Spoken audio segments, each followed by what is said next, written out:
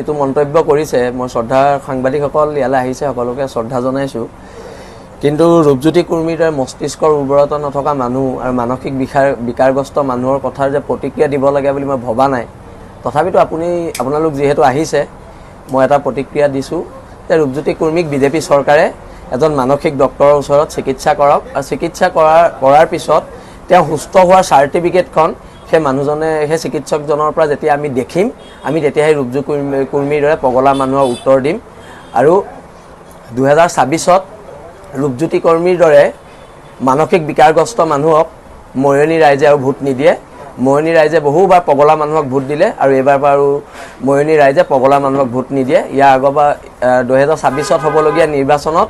ৰূপজ্যোতি কুৰ্মী প্ৰায় 1.5 লাখ ভোটত ময়নি সমষ্টিত হাৰিব হেতু খাটাং লিখি ৰাখক আৰু এটো ময়নি সমষ্টিবাসীৰ বাবে খুব দুৰ্ভাগ্যজনক কথা এজন মানসিক বিকাৰগ্ৰস্ত মানুহ তেওঁলোকৰ বিধায়ক হৈ আছে আৰু মই পুনৰবাৰ বিজেপিৰ অসম ৰাজ্যিক নেতৃত্বক মই অনুৰোধ জনাইছোঁ ৰূপজ্যোতি কুৰ্মীক আমাৰ ডিব্ৰুগড়তে এখন আছে ভিজি বুলি তাত ভৰাই দিবলৈ অনুৰোধ জনাইছোঁ।